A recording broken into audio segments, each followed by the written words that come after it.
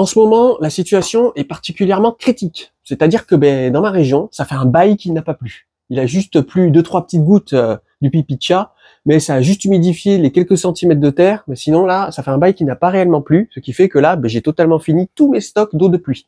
Ce qui fait que je n'ai plus d'eau, et ça commence à être très compliqué.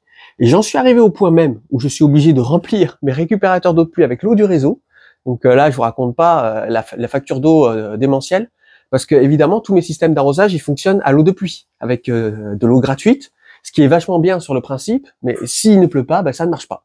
Ça ne marche pas, surtout que je n'ai pas d'arrivée d'eau au niveau de la serre, je suis obligé de ramener de l'eau du réseau dans les cuves de récupération d'eau de pluie qui sont à côté de la serre pour pouvoir déclencher le système d'arrosage automatique de la serre.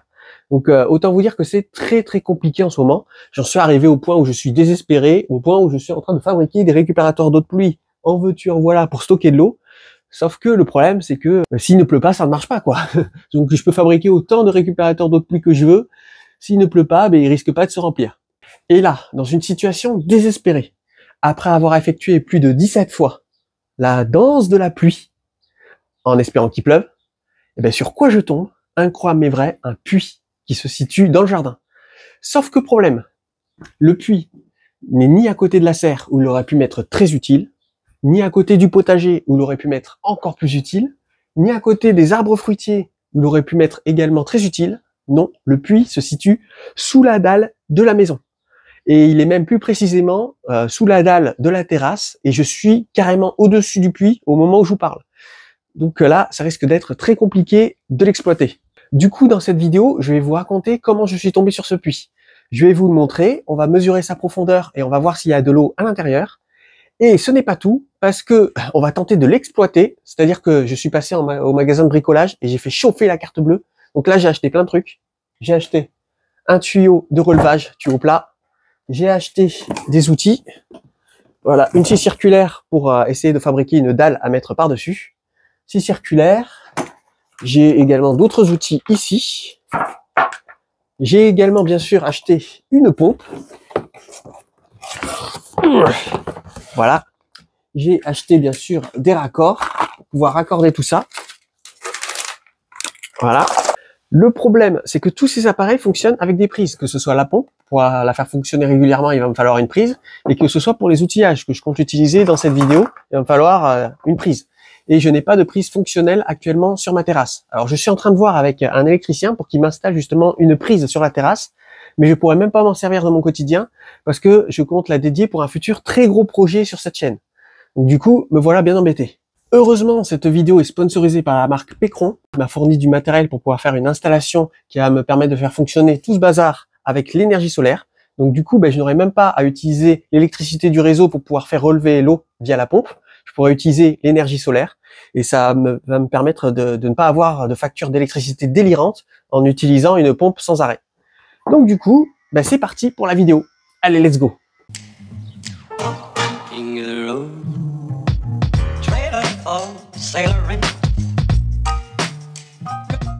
Alors, je vais vous raconter comment je suis tombé sur ce puits. J'ai une maison qui est très ancienne, qui date des années 1900. Alors, seulement la moitié de la maison date des années 1900, parce qu'après, ils ont fait une extension. C'est-à-dire que la partie qui date de 1900, c'est là où il y a les chambres et où il y a le couloir. Et après, la partie plus moderne, c'est là où il y a le salon, la cuisine et la salle de bain. Le problème, c'est que vu que c'est une maison très vieille, les murs sont poreux et la dalle qui est sous la maison est poreux également. Donc du coup, à l'intérieur de la maison, j'ai des taux d'humidité qui crèvent carrément le plafond, au point d'avoir même en pleine canicule des 80% d'humidité.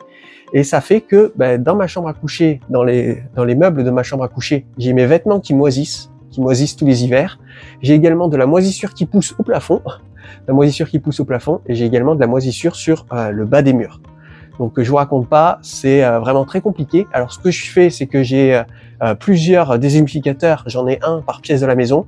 Alors je vous raconte pas la facture d'électricité de zinzin, mais qui fonctionne régulièrement pour pouvoir évacuer l'eau et pour pouvoir avoir une maison un peu plus saine. En temps normal, pour rendre cette maison un peu plus habitable, je serais normalement obligé de faire des gros travaux pour pouvoir isoler le bas des murs contre les effets des remontées capillaires. Sauf que malheureusement, je n'ai pas les moyens de financer de tels gros travaux. Donc pour l'instant, je me concentre sur ce que je suis capable de faire. J'ai remarqué que toutes les évacuations d'eau de pluie se font au pied de la maison, au pied des murs. Et en ce moment, ce que j'essaie de faire, c'est que j'essaie de dévier toutes ces évacuations d'eau de pluie différentes pour pouvoir les faire s'évacuer beaucoup plus loin dans le jardin et beaucoup plus loin qu'au pied de la maison. Parce qu'on se doute bien que s'il y a de l'eau qui s'accumule sous la dalle de la maison, c'est ça qui engendre, c'est un facteur principal des remontées capillaires. Donc déjà, je pense que si j'arrive à m'occuper de toutes les évacuations d'eau de pluie et que j'arrive à faire que toutes ces eaux partent beaucoup plus loin, normalement, ça devrait limiter en fait mes problèmes d'humidité à l'intérieur de la maison. Là, vous voyez, par exemple, ici, j'ai 2 gouttières qui s'évacuent carrément au pied de la maison. Là, c'est le pied de la maison et là, j'ai une chambre.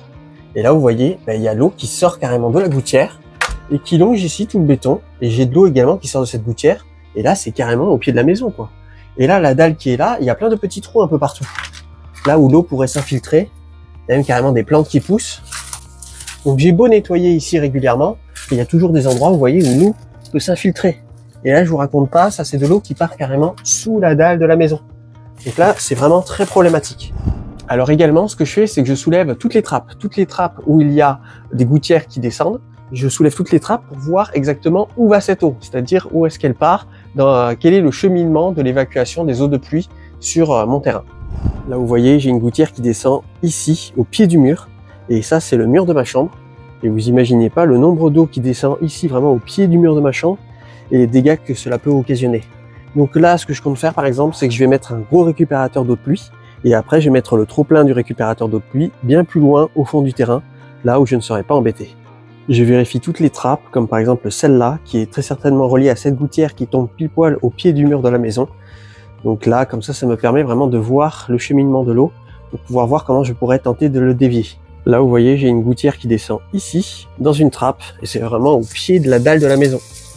Là, il y a tellement de végétation, et j'ai vu qu'il y avait de l'eau sous cette trappe, et c'est pour ça que j'ai installé une moustiquaire ici, pour éviter qu'il y ait trop de moustiques. Parce que là, toute cette eau là qui est stagnante au pied des gouttières, c'est vraiment des nids à moustiques. Et là, dans ma chasse aux trappes, je tombe sur une trappe un peu plus grosse que les autres, qui se situe sous mes pieds là actuellement sur la terrasse. Donc je soulève la trappe pour voir ce qu'il y a sous cette trappe, et je tombe sur une autre trappe qui se situe sous la trappe. Donc je soulève également cette seconde trappe, qui est un énorme bloc de béton qui est assez massif. Et qu'est-ce que je vois pas en dessous? Je vois un trou gigantesque qui descend dans les profondeurs de la Terre. Alors soit ce puits sans fond, c'est un abri anti-atomique et je ne suis pas au courant, soit c'est un puits. Et en mettant la lampe torche à l'intérieur, voir si j'arrivais à voir quelque chose, j'ai vu qu'il y avait une légère lueur à l'intérieur, donc je pense qu'il y a de l'eau à l'intérieur. Donc ce que j'ai fait, c'est que j'ai pas remis le gros bloc de béton par-dessus, mais par contre j'ai quand même refermé la trappe pour éviter que quelqu'un tombe dedans. Alors, où est cette fameuse trappe? Elle est juste ici. Vous voyez, elle est vraiment sous la table. Et là, ça c'est une petite trappe qui, elle, sert pour les évacuations des eaux de pluie. Donc là, c'est la dalle que j'ai remis. Et le gros bloc en béton que j'ai retiré qui était sous la plaque, il est ici. Vous voyez? Donc là, ce qu'on va faire, c'est qu'on va sonder ici le puits avec ça, voilà, que j'ai fabriqué avec une corde et un poids, pour voir exactement la profondeur et voir s'il y a beaucoup d'eau à l'intérieur. Avant de soulever la trappe et voir ce qu'il y a à l'intérieur, on va déjà commencer par préparer la pompe. Alors j'ai choisi une pompe immergée, car comme ça, je n'ai pas besoin de la mettre en eau à chaque fois que je vais l'utiliser. Hop. Par contre, la question que je me pose, c'est est-ce qu'il y a suffisamment d'eau à l'intérieur pour que la pompe immergée fonctionne? Parce que le mieux, il faudrait qu'elle soit sous 1 mètre d'eau. Donc là, j'espère qu'il va y avoir suffisamment d'eau. Hop, là j'ai le tuyau. On va prendre les raccords.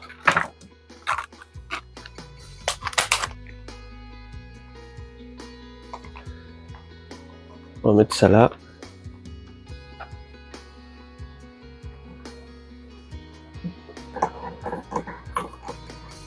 Voilà, alors je vais pas couper le tuyau parce que je sais pas à quelle profondeur est le puits. Et là déjà on a une bonne base. Hop, je vais accrocher une corde ici pour pouvoir descendre la pompe au fond du puits. Alors une corde suffisamment longue.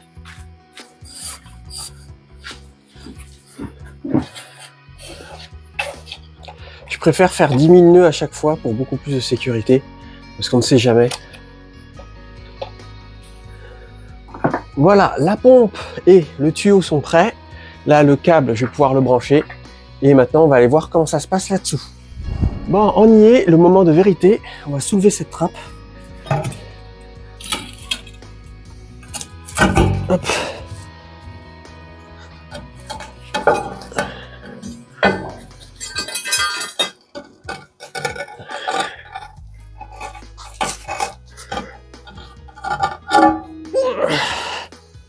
Ah ouais.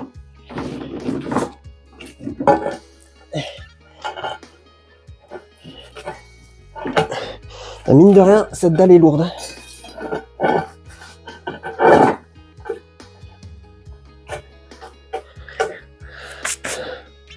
J'ai fait tomber des trucs dedans déjà.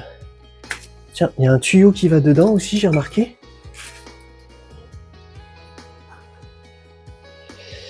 C'est assez impressionnant, franchement. Je vais vous montrer ça tout de suite.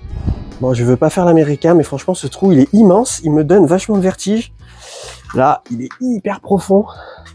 Regardez-moi ça. Ah ouais, ça va loin. Ça va très loin. Ah ouais. Et ça, c'est sous la terrasse, hein.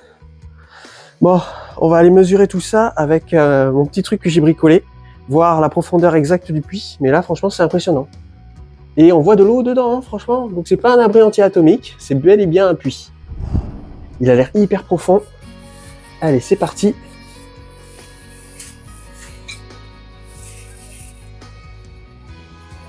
Faut pas que je tombe dedans. Là. Là, ça a touché le fond. Si je peux ramener le bout de carton que j'ai fait tomber dedans, ça serait bien. Pour éviter de salir le puits. Voilà, c'est mouillé à partir de là. Donc la profondeur d'eau, c'est un petit peu moins d'1 mètre. De là à là. Et après, on va mesurer la profondeur totale du puits. Je pense que ma pompe va aller. Alors c'est bizarre, j'ai peut-être eu une illusion d'optique. Je pensais qu'il faisait plus, mais en tout, il fait 4 mètres de profondeur. Et 4 mètres pile poil.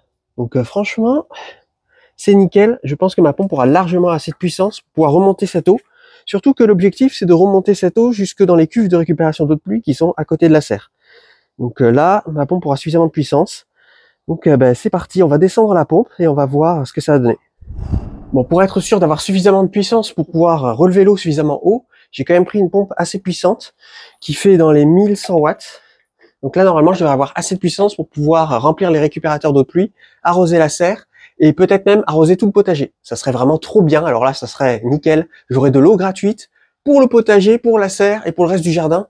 Là, ça serait vraiment, ça me changerait la vie. Donc hop, c'est parti. Alors, pour les pompes, attendez, c'est un peu en train de se défaire. Je vais bien serrer parce que là, après j'ai fait tellement de nœuds que même si ça se desserre, ça va quand même se maintenir. Alors pour les pompes comme ça, il faut éviter qu'elles soient contre les parois en fait du puits, parce que ça, c'est ce qui va pouvoir éteindre la pompe pour éviter qu'elle tourne à vide, et ça va flotter comme cela. Mais si c'est bloqué contre une paroi, ça va être bloqué comme ça, et la pompe ne fonctionnera pas ou fonctionnera très mal. Et sinon, ça peut même rester bloqué comme ça, et là, ça pourrait endommager la pompe. Donc il faut vraiment qu'elle soit immergée totalement. Allez, c'est parti. Évidemment, ça fait une vrille.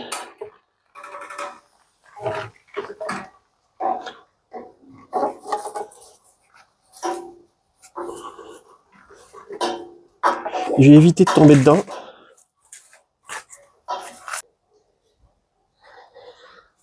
Je vais garder ce fil tendu en l'accrochant quelque part ou en le bloquant carrément sous la dalle. Cette dalle, elle pèse vraiment 3 tonnes.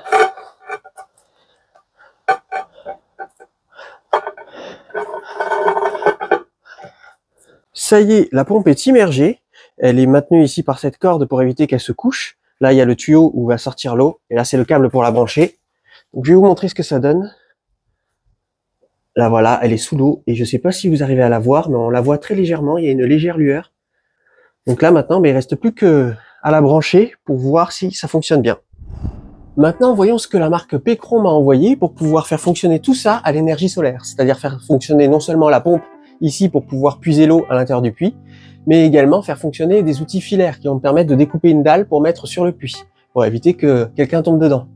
Donc voilà, il m'a envoyé 2 cartons. Alors ici, c'est un carton avec des panneaux solaires, 200 watts de panneaux solaires, et ici, c'est la batterie. Sachant que là, j'ai reçu ces 2 produits tels quels, c'est-à-dire dans ces contenants-là. Comme ça, si jamais vous êtes intéressé, vous pouvez voir dans quelles conditions cela est emballé. Hop, un carton. un deuxième carton, un troisième carton. Déjà, au moins, c'est bien emballé. Donc là, il y a la notice. Alors, j'ai pris le générateur E600. C'est leur générateur portatif qui est le plus léger, qui est parmi les plus légers, mais par contre, qui a quand même une énorme puissance. Donc, il y aura suffisamment de puissance pour faire fonctionner ici ma pompe à 1200 watts. Donc voilà, ici, on a la garantie, le mode d'emploi. Là, nous avons les mousses de protection. Et voilà la fameuse batterie. Elle est plutôt légère, hein. En vrai, elle pèse environ 9 kg. Donc ça va largement pour pouvoir se déplacer avec. Ce qui est beaucoup plus simple que d'autres batteries qui sont beaucoup plus lourdes, qui peuvent peser jusqu'à 20, 21, 22 kg. Où là, c'est vraiment compliqué avec ces outils filaires de devoir se trimballer avec la batterie. Là, on peut la porter avec une seule main. C'est comme une petite manette. Et non seulement elle est légère, mais en plus elle est hyper puissante et du coup on peut utiliser des outils qui ont besoin de beaucoup d'énergie. Donc bien évidemment on peut charger tout dessus, son téléphone, sa tablette, etc. tous ces petits outils. Et ici nous avons la prise pour pouvoir recharger la batterie directement sur secteur, qui est en deux parties et le tout rangé dans une petite pochette. Ça c'est pas mal. Ici nous avons le câble pour pouvoir brancher la petite batterie sur des panneaux solaires. Ça, c'est pour brancher sur l'allume-cigare de la voiture. Quand on est en déplacement, ça permet de recharger la batterie directement sur la voiture. Donc franchement, c'est assez complet, sachant qu'il y a certaines marques qui proposent en supplément, par contre, les câbles pour le recharger sur le solaire. Parce que chaque marque a son embout propriétaire, donc tous les câbles ne sont pas compatibles avec toutes les batteries. Donc en fait, là, franchement, je trouve ça plutôt assez complet. Voilà, il y a les 3 câbles les plus importants. Maintenant, voyons les panneaux solaires de la marque Pecron. Donc, on va ouvrir le carton, voir à quoi ça ressemble à l'intérieur. Comme d'habitude, c'est bien protégé. Donc, ce sont des panneaux solaires de 200 watts et ils arrivent à recharger la batterie de 0 à 100% en presque 3 heures. En un peu plus de 3 heures. Voici à quoi il ressemble. On va le déployer.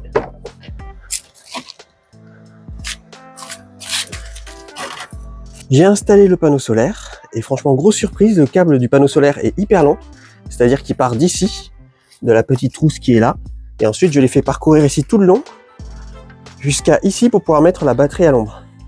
Là, j'ai mis sur une chaise pour pouvoir mieux la filmer. Donc voilà, j'ai branché les panneaux solaires sur l'adaptateur qui est vendu avec la batterie. Après, j'ai branché l'adaptateur ici sur la prise qui est dédiée au solaire. Donc on peut voir que les panneaux solaires envoient du 121 watts, sachant que le ciel est pourtant assez nuageux, comme vous pouvez le constater. Et là, la batterie est à 68% et elle va se recharger jusqu'à 100% dans un petit peu plus de 2 heures. Vous voyez, 1,69 heures. Donc voilà, franchement c'est nickel, ça permet vraiment de pouvoir recharger la batterie sans avoir à la brancher sur le réseau. Maintenant c'est parti pour le test. J'ai attaché ici la corde de la pompe à cette table, comme ça au moins je suis sûr que la corde ne va pas tomber à l'intérieur et que je me retrouve embêté avec la pompe qui se finit au fond du puits. Ensuite ici j'ai attaché le fil ici à ce pied de table pour pouvoir éviter que le fil pour pouvoir brancher la pompe tombe à l'intérieur du puits. Là ça serait vraiment la cata. Donc ici nous avons le tuyau plat qui est relié à la pompe, qui est tout au fond du puits. Je sais pas si on arrive à voir, ouais, il est vraiment profond. Donc là le tuyau plat il passe là.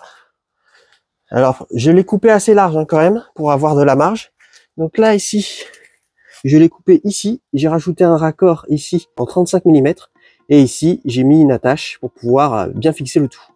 Le tout, j'ai mis un adaptateur universel. Comme ça, moi, tout mon système d'arrosage est tout le temps sur adaptateur universel. Comme ça permet de déclipser, reclipser. C'est vraiment trop bien. Et après, j'ai branché à ce tuyau-là, qui lui va directement dans une de mes cuves. Ici, j'ai ma cuve de récupération d'eau de pluie, avec la gouttière qui arrive là. J'ai décalé, j'ai retiré le filtre ici de la gouttière et j'ai mis le tuyau à l'intérieur de la cuve. Et maintenant, on va voir le débit, on va voir la puissance et on va voir comment ça va remplir la cuve. Allez, c'est le moment de vérité. Alors, pour faire fonctionner les prises qui sont là sur la batterie Pecron, il faut appuyer sur AC Out. Vous voyez, AC, ce sont les prises qui sont là, qui sont à 1200 watts. Et pour faire fonctionner les petites prises qui sont là, les prises USB et les prises micro USB, il faut appuyer sur DC Out. Donc hop, je vais appuyer sur AC Out. Il faut rester le doigt longtemps appuyé. Je branche. Et ça y est. C'est le moment de vérité, on va voir si ça fonctionne. J'entends un bruit.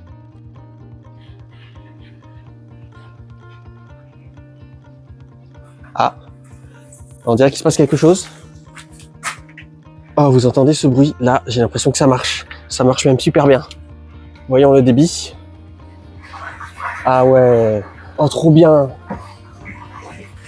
Ah ouais, c'est un gros débit, hein. Et l'eau est plutôt claire. Oh, franchement, voilà, de l'eau gratuite. Directement dans la cuve. Hop. Ah, ça remplit bien là. Là, le niveau, il est ici. Je sais pas si on le voit bien à la caméra. Ah ouais, super, super. Ah mais là, ça y est, je suis sauvé. Alors l'inconvénient avec le tuyau plat, c'est qu'il se plie facilement. Donc je l'ai mis sur une chaise pour éviter qu'il y ait trop de plis. Donc là, le tuyau, il descend jusqu'au fond de la pompe. Regardez ça. Et ensuite, la pompe est reliée ici à la batterie Pécron. Donc voyons. La pompe consomme du 519 watts. La batterie est à 54% de sa capacité et elle peut fonctionner pendant environ 1 heure. Donc franchement, c'est super. Donc ça veut dire que si elle est à 100%, elle peut fonctionner pendant 2 heures facile. Donc franchement là, je vais pouvoir pomper une énorme quantité d'eau. On va voir jusqu'où ça va aller, mais là déjà c'est très prometteur, je suis hyper content. Bon, maintenant je vais fabriquer une dalle pour mettre sur le puits, pour pouvoir le boucher, pour éviter que quelqu'un tombe dedans. Donc là, pour fabriquer la dalle, j'ai récupéré cette planche de bateau. Ben, j'ai pas beaucoup de budget, donc je fais avec un maximum de récup. Donc voilà, cette planche de bateau sera parfaite parce qu'elle a un traitement anti-humidité et elle est assez dure. Vous voyez, elle est faite normalement pour qu'on puisse s'asseoir dessus. Donc autant vous dire qu'elle peut supporter beaucoup de poids, qu'on puisse s'asseoir dessus, qu'on puisse même monter dessus. Donc je vais la couper ici avec la scie circulaire, toujours en utilisant l'énergie solaire de la batterie. Donc voilà, j'ai branché. Si vous voulez utiliser des outils avec cette batterie, faites bien attention d'utiliser des outils qui ne nécessitent que très peu d'énergie. Parce que elle peut aller jusqu'à 1200 watts, mais il faut bien penser qu'il faut de l'énergie pour pouvoir amorcer le moteur. Là, vous voyez, j'appuie là. En fait, au moment où on amorce le moteur, il y a une plus grande dépense d'énergie que l'énergie qui est nécessaire pour pouvoir faire tourner le moteur. Alors j'ai testé ici ces deux outils branchés à la batterie pour voir si la puissance était suffisante et j'ai fait plein de découpes. Donc j'ai remarqué ici que la scie circulaire manquait un peu de punch. Là, je vous mets ici la puissance qu'elle a besoin pour pouvoir fonctionner correctement. Mais par contre, la scie sauteuse, elle fonctionnait nickel. J'ai fait plein de découpes avec. Donc là, je vous mets la puissance qu'elle a besoin pour fonctionner correctement. Ici, je vous mets la puissance que peut délivrer la batterie et vous pouvez faire pause pour pouvoir voir si ça correspond à vos outils. Et maintenant, je mets la plaque ici. Hop. Et elle s'emboîte parfaitement bien. Et si j'ai besoin d'avoir accès au puits, je glisse mon doigt là. Et voilà. C'est pour ça que j'ai choisi un tuyau plat. C'est pour pouvoir l'écraser un peu avec la plaque. Je vais peut-être mettre ici un truc pour éviter que les lézards tombent dedans. Parce que j'ai beaucoup de lézards qui se baladent sur la terrasse. Mais franchement, ça fera le taf en attendant. Et puis plus tard, je pense que je vais fabriquer un truc beaucoup mieux et beaucoup plus périn. Mais en attendant, franchement, c'est nickel. Bon, ça n'a pas été de tout repos. La pompe arrêtait pas de se boucher parce que l'intérieur du puits est assez sale, avec plein de bouts de plastique là. Voilà tout ce que j'ai remonté. J'ai réussi à tout nettoyer, à tout me débarrasser, donc là ça fonctionne nickel. La pompe au final est tellement puissante qu'elle a vidé entièrement le puits. Donc voilà la pompe que j'ai utilisée. Je vous mettrai le lien en description de cette vidéo si jamais vous êtes intéressé à refaire le même système que moi. Donc cette pompe est compatible avec la batterie Pécron. Et du coup, voilà ce que ça donne. Alors, j'ai tout attaché ici au pied de la table pour éviter que j'ai des cordes et des câbles qui traînent un peu partout sur la terrasse. Voilà, j'ai attaché la corde ici au pied de la table, le fil électrique pareil, et le tuyau, je l'ai bloqué ici avec cette brique. Là, j'ai la plaque, donc je vais sûrement la repeindre et peut-être la recouper pour qu'elle s'emboîte parfaitement dans l'emplacement de l'ancienne dalle qu'il y avait, l'ancienne dalle en béton. Et pour l'instant, ça va faire l'affaire en attendant que je m'occupe de faire quelque chose de propre. Mais là, c'est plutôt sécurisé et avec la chaise, on n'y voit que du feu. Donc voilà, on va aller voir tout ce que la pompe a retiré du puits. Voilà toute l'eau qui a été récupérée par la pompe. Donc là, maintenant, il n'y a plus d'eau dans le puits et ça fait un petit peu plus de 300 litres. Donc là, actuellement, le puits est en train de se re-remplir via la nappe phréatique, mais ça met un peu de temps, ça va mettre plusieurs heures. Donc il faut attendre un peu que ça se remplisse par lui-même. Mais pour l'instant, voilà tout ce que j'arrive à récupérer à chaque fois que je lance la pompe, après avoir attendu quelques temps, le temps que le puits soit de nouveau plein à son maximum. À savoir que dans ma région, il pleut vraiment pas beaucoup, là c'est vraiment la sécheresse de partout, donc c'est peut-être aussi à cause de ça que le puits est aussi vide. Merci à Pécron de m'avoir envoyé cette batterie et les panneaux solaires pour que je les teste en vidéo. Donc voilà, si jamais vous êtes intéressé par cette batterie, le lien sera en description de cette vidéo. Cette petite batterie va m'être très utile pour cet hiver parce que tous les hivers, la chaîne Personne Connaît passe en mode bricolage. Bah ouais, le potager d'hiver pousse beaucoup moins vite, donc c'est beaucoup moins intéressant. Surtout que l'hiver, il n'y a pas de moustiques et il fait beaucoup moins chaud. Donc c'est plus agréable pour bricoler dehors. Et l'hiver dernier, on n'a pas chômé, on a monté intégralement la serre, on a également construit l'abri à bois photovoltaïque, on a également fabriqué le composteur ultra rapide grand format et on a monté le mini composteur. On a amélioré tous les systèmes d'arrosage automatique, on a fabriqué un récupérateur d'eau de pluie qui est même utilisable en appartement. Donc là, on n'a pas chômé. Là, pour cet hiver, j'ai prévu plein de choses. Mais là, la grosse priorité, ça va être le poulailler. Alors, je me pose des questions. Est-ce que j'améliore la volière et j'améliore le poulailler que j'ai déjà? Ou est-ce que je rase tout et je fabrique une méga volière et un méga poulailler?